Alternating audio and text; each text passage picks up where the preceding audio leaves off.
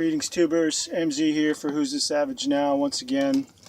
Got a few minutes here. I think I got about 30 minutes to make this video.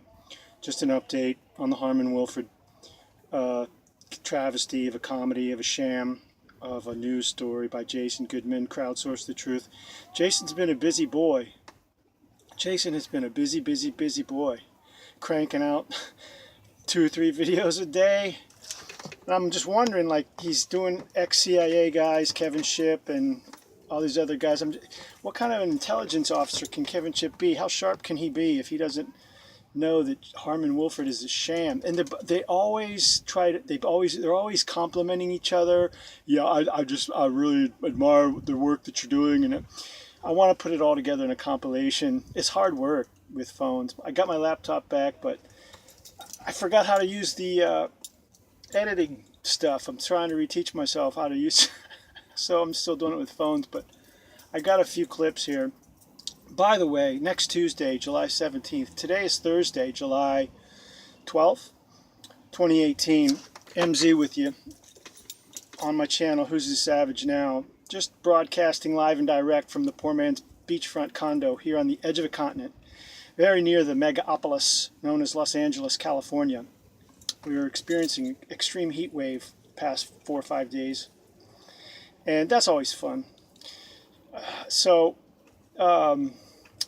Next Tuesday, July 17th, downtown LA, the 3200 block of Wilshire Boulevard, out in front of the South Korean consulate.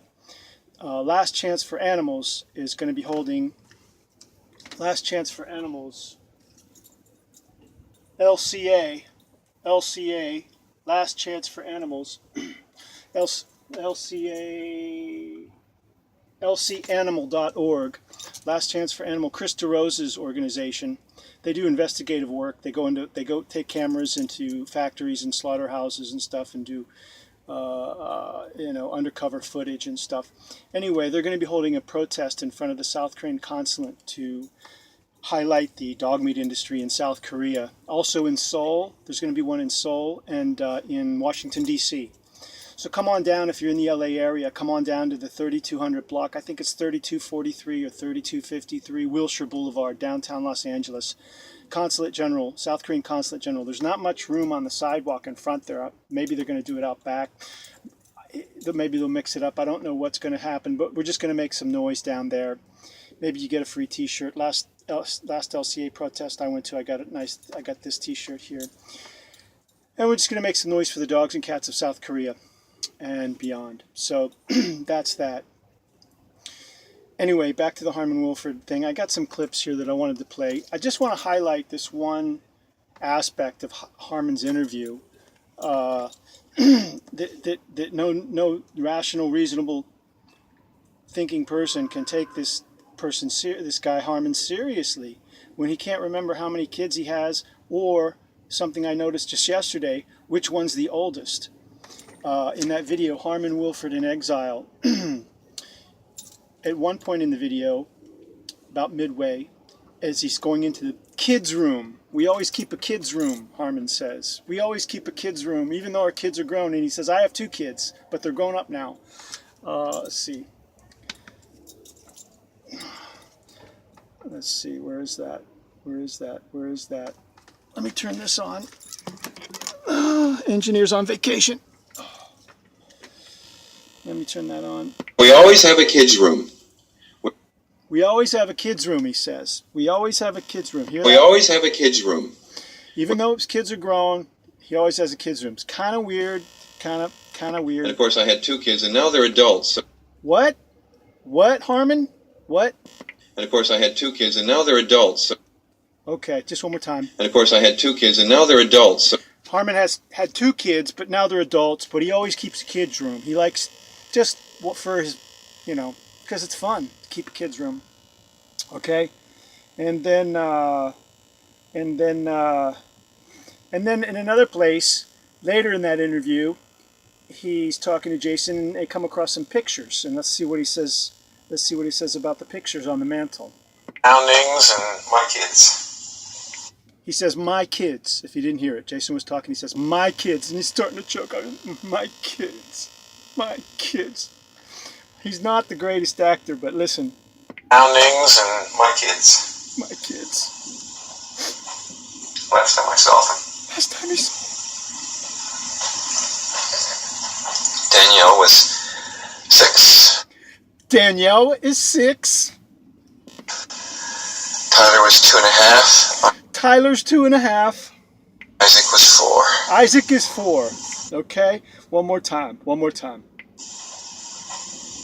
time I saw them. Last time we saw them. God. Danielle was 6. Tyler was 2.5. Isaac was 4. There's 3 kids there. I'm counting 3. I'm not a mathematician, but that sounds like 3 kids. Okay? And not only that, listen to what he says about which one's the oldest. Remember, Danielle's 6, Isaac's 4, and Tyler's 2.5, right? So which one of those would be the oldest? Jason pushes him a little bit because Jason's like, whoa, your kid's name is Tyler? Listen what Jason says. Tyler, your son's name is? Yeah, the oldest one. Jason's like, your son's name is Tyler, and Harmon says, yeah, he's the oldest one. No, I don't think so. Not. Let's just listen one more time, and maybe I'm hearing it wrong. Surroundings and my kids. Last time I saw them. Danielle was 6. Tyler was 2.5. Isaac was 4. That's 3 kids, Harmon.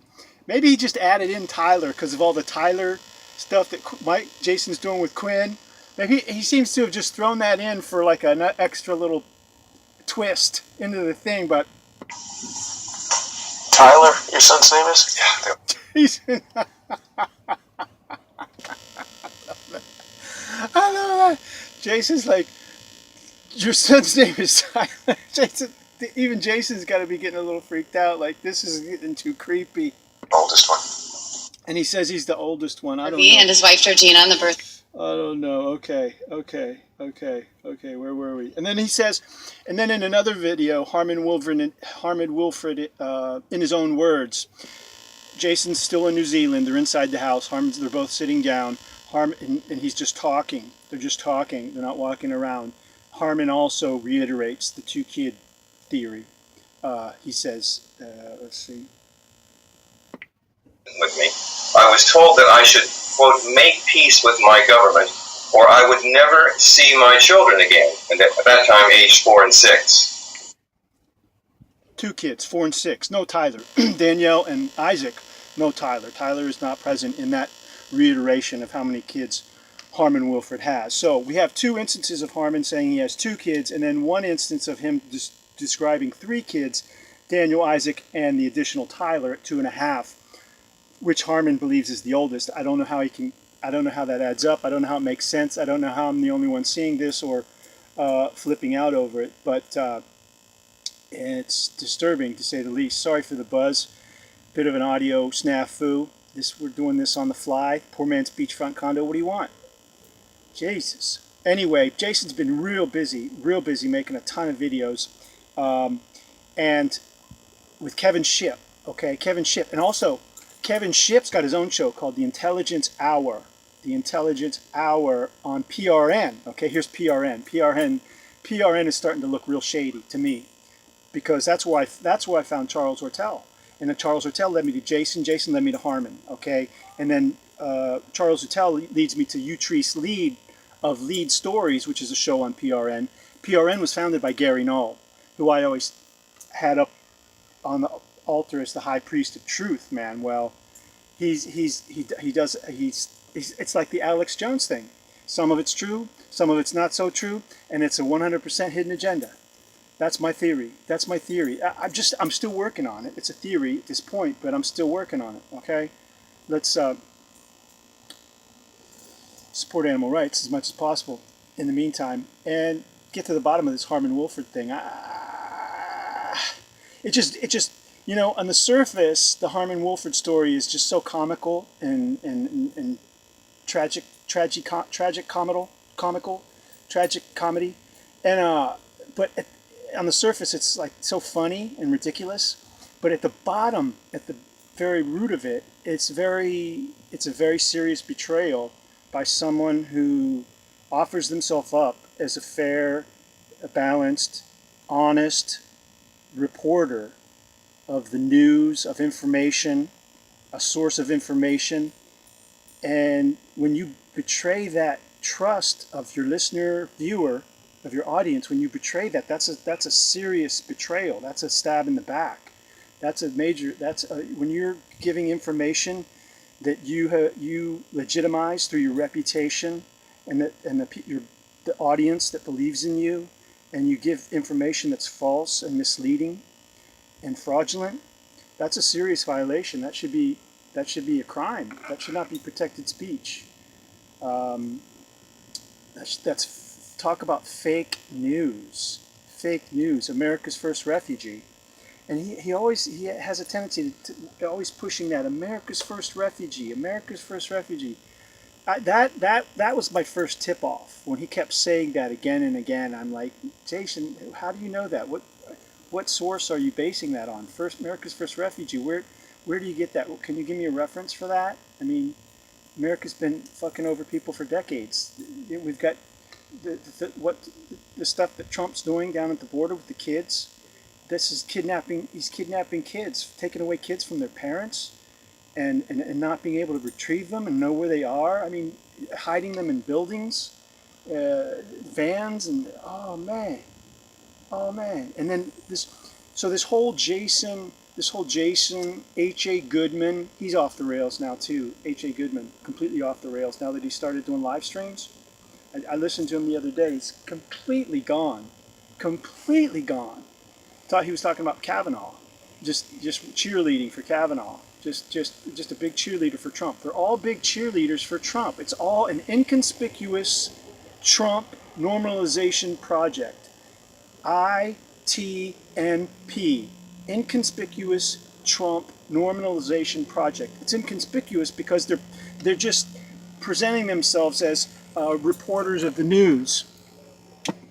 They're just presenting themselves as reporters of the news, honest reporters, sources, platforms of news and information. But it always comes back to, yeah, Trump is doing great. We got to protect Trump.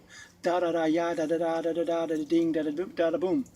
So they even had me in on that. I was starting to think, yeah, Trump's a good guy. Then I listened to a little Noam Chomsky, and to get my head straight, Trump is not a good guy. Trump is not. If Trump is fighting Trump's fighting the deep state. If the deep state is half a dozen people at the FBI, it's more likely that half a dozen people at the FBI are being thrown under the bus to make it look like Trump is fighting the deep state. Okay, that's my thought on that.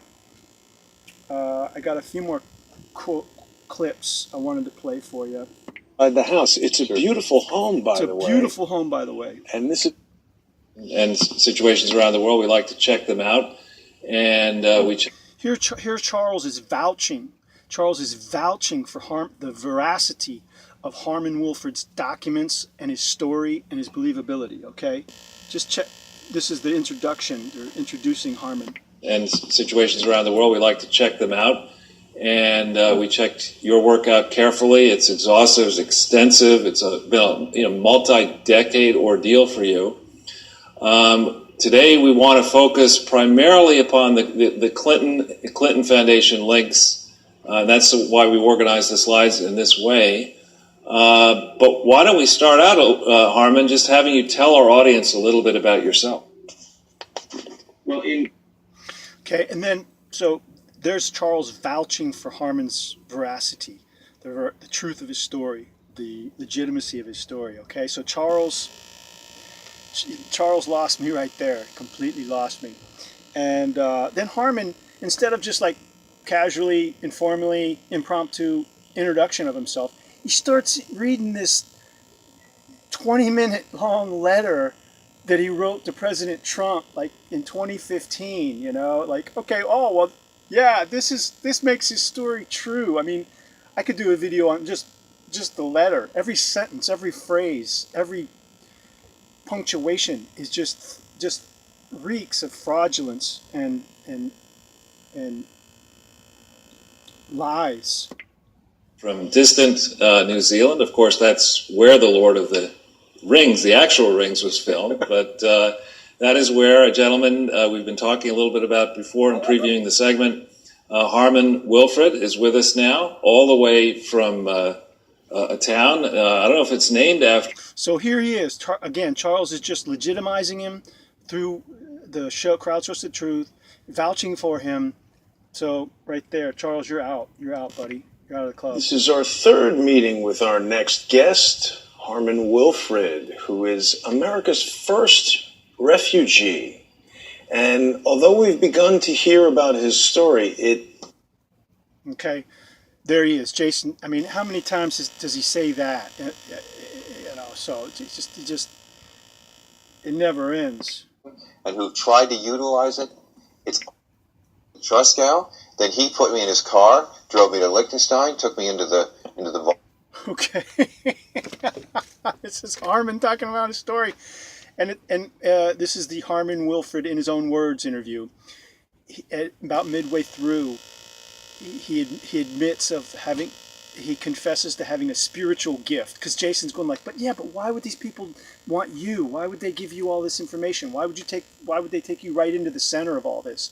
And Harmon's like, well, I have a spiritual gift. So, I mean, trust gal. Then he put me in his car, drove me to Liechtenstein, took me into the vaults of the bank in Liechtenstein, showed me the previous notes that he'd already been given to work through this system. I mean, we're talking billion-dollar notes out of some of the Eastern European countries. I mean, this is a bizarre story. I will admit that. Very bizarre, Harmon. Very bizarre. But I can tell you, I experienced it. I mean, anybody who wants to look me in the eye and defy that I'm telling the truth, I've got a lot of the documentation. I've got notebooks. He's got the documentation. How do you document a spiritual gift perspective? On it. I've got notebooks on all the meetings. These are the things that I've not revealed, nor am I going to reveal. And the way the system works. He's not going to reveal them. What kind of a whistleblower is he? He's not going to reveal all this stuff. There's like so many things he can't reveal. He can't say what he's talking to his attorney about. He can't reveal how the banking system works. I'm not going to reveal that. All right. What kind of a whistleblower are you then? I mean, people ask, why am I still alive? Well, I've got some thoughts around that. He's got some thoughts on it, but he can't share them. That I can't share, but I am still here, and I was picked out. He's still here, so his story must be true. God knows how many people that are out there that could have been picked for this position. But when this guy finally picked me for this position because I was spiritually compatible with who he was and what he wanted. Spiritually compatible. That's why he was picked. And I also had the expertise behind it, which he just felt he couldn't find that anywhere. He wanted somebody who was spiritually compatible and financially compatible. Wow. And the reason it didn't work, quite frankly, ultimately, was because the guy had become a Messianic Jew in the middle of a Rothschild family who were Orthodox Jews. Okay, now we're getting a religious, financial, political, international, he's just rolling it all up into religious, financial, political, CIA, my wife, the Dare industry, Dare food industries. Do you see how it's like, it's starting to just like get too complicated, too convoluted?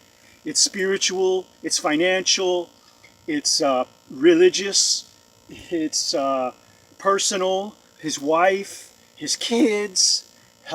It's just, it can't be believed by a thinking person.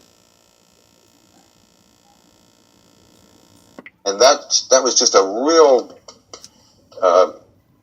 difference. And then he tries to bring me in, being a Gentile, to work with him. And I remember telling him, how in the world do you think you're going to make this work? Even when I went to Zurich with him, he was staying in a family compound, and he said, I'm sorry, you can't stay in the compound because you're a Gentile, and I can't let you go into any of those places, but I'm going to take you to the Liechtenstein Bank, I'm going to take you into the vaults, I'm going to show you exactly what we're doing and how we're doing it, and my family are not going to stop me. Well, in the end, I think they did stop him, quite frankly. because ultimately the Rothschild family stepped in to work directly with the CIA and with Marilyn Perry, a based. Another characteristic of all these stories is another characteristic of all these Harmon Wilfred stories is that like a lot of people around him have died. You know, he's always talking about people that have mysteriously died around him, but he's still alive mysteriously somehow. He survived. He's got some thoughts on it, but he can't share those. It's just it's one bullshit story after another. I'm sorry. And of course, at that point, I'm thinking, what the heck is going on here? Why in the world would you not want to correct this? Why are you trying to block this from being fixed? So I went out secretly, went outside the agency. This is Kevin Shipp. Now, I first heard of Kevin Shipp through Dane Wigington, Dane Wigington from geoengineeringwatch.org, who I still have up on the shelf as a trusted news source, but it's not looking good because he's best buds with Kevin Shipp. The way he introduced Kevin Shipp at one of his events, and they had a real bromance going on. I mean, like a real bromance. And like if there was anything wrong with Kevin, Dane would have known. And there is something wrong with Kevin, so Dane must know. There is something wrong with Kevin. If Kevin's not sharp enough to spot a grifter like Harmon Wilfred, then he's in on it. In my opinion, IMO, emo. The house. It's a beautiful home. It's a beautiful home. And situations around the world, we like to check them out. Check them out. They checked out Harmon all right.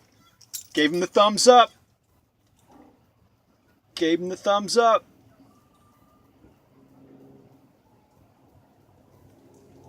Don't forget the protest next Tuesday. Downtown LA. 3200 block of Wilshire Boulevard. In front of the South Korean consulate there, Tuesday, July 17th, 10:30 to 1 p.m. 10:30 to 1 p.m. Come on down. Help us make some noise for the dogs and cats of South Korea and beyond. Okay, that looks like a blank. This is our third meeting with our next guest, Harmon Wilfred, who is America's first refugee. By a covert global cash connection.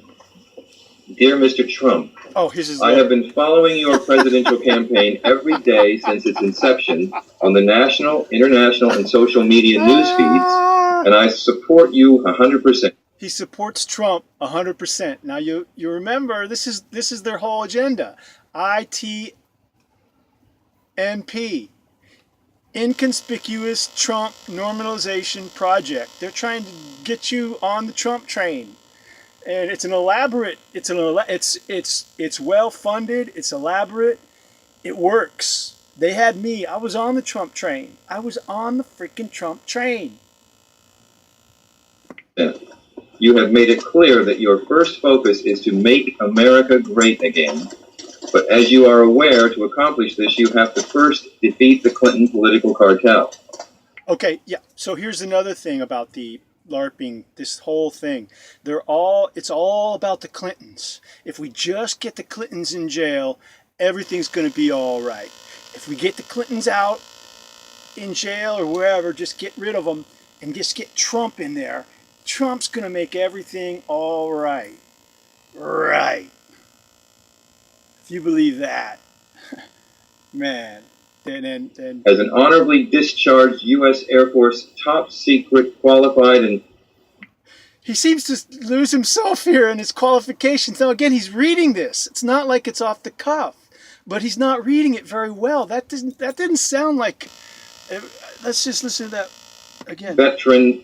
Vietnam era veteran. What is he? Who also served as a CIA great again. Okay. But as you are aware, to accomplish this, you have to first listen to him garble his military experience, and he's just not quite clear on what his history. It's sort of like, he was handed this script, and this is what he's supposed to read, but he's not doing it.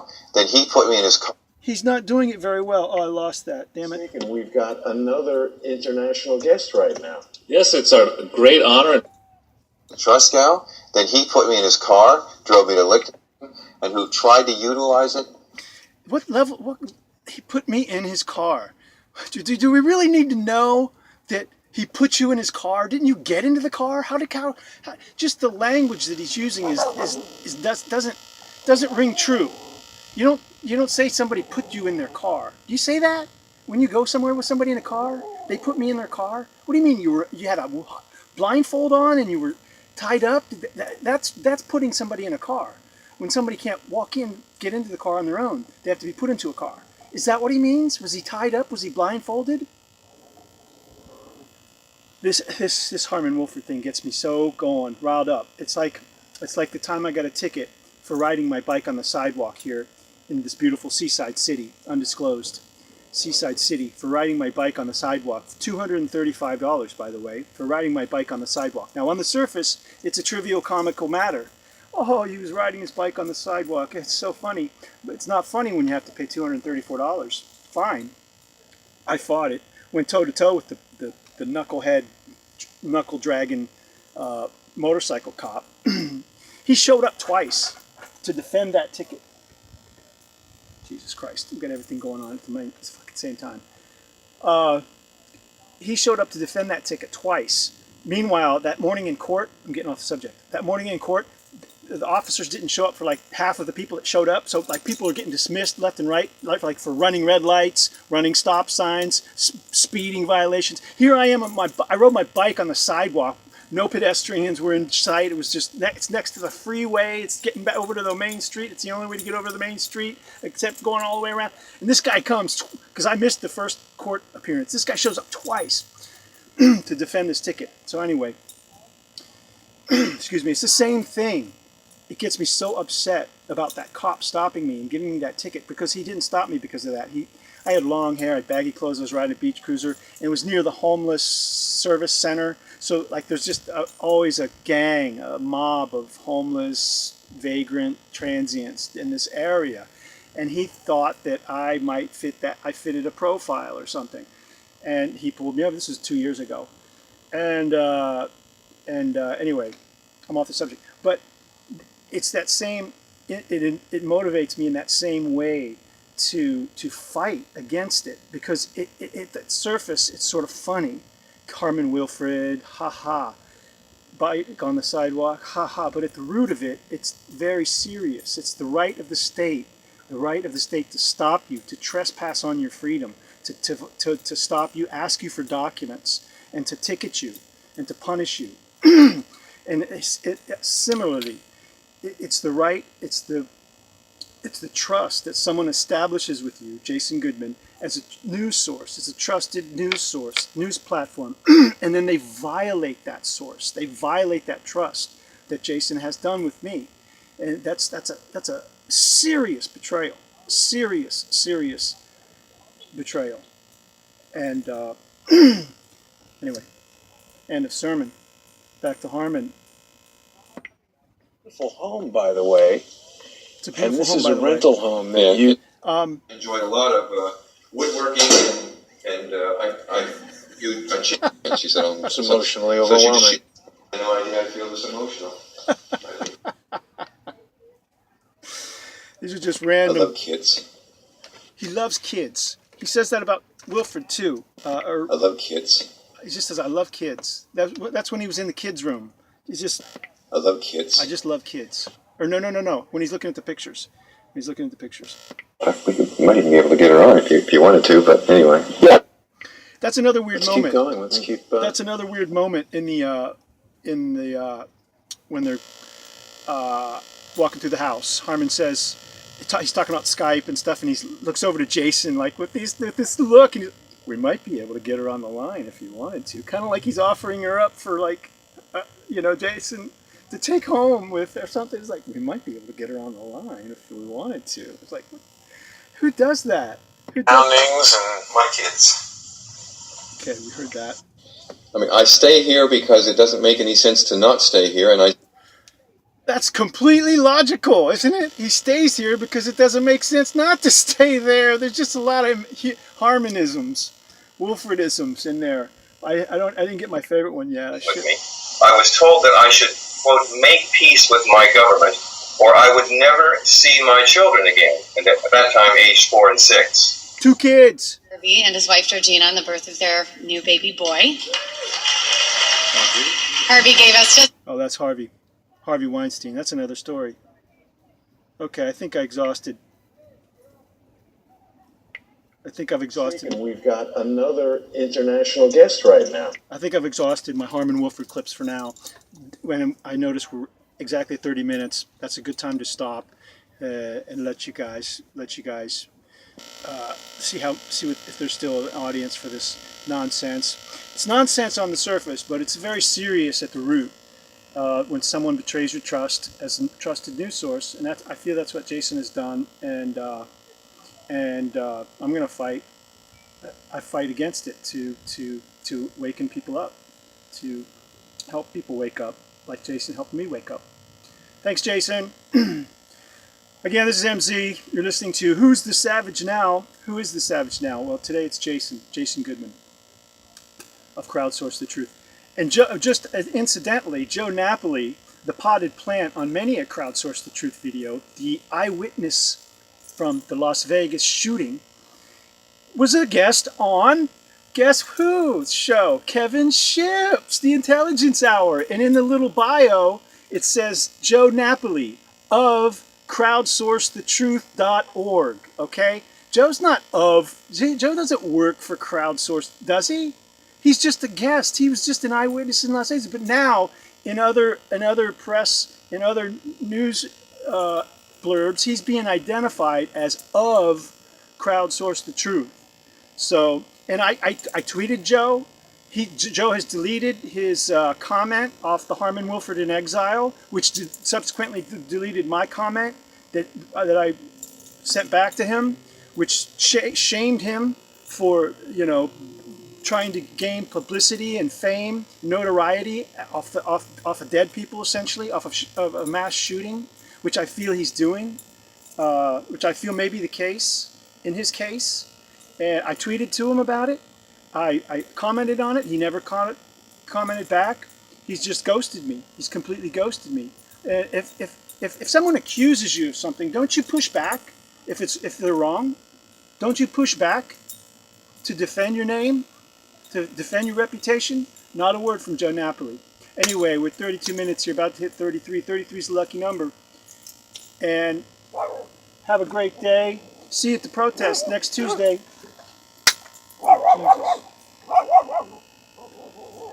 Oh, Jesus. All hell's breaking loose over here at the poor man's beachfront condo on the edge of the continent. It's Thursday, July 12th. Make it a good day. Go out there, make it a good day. Remember, man's best friend is not food. Stop dog meat in South Korea. Be kind to animals. Be kind to your friends. Be kind to yourself. MZ here. Over and out. Fuck Jason Goodman. Traitor to the truth. Until next time, try not to be a savage about it. Unless you're exposing traitors to the truth like Jason Goodman. Adios. Sayonara. Ciao for now.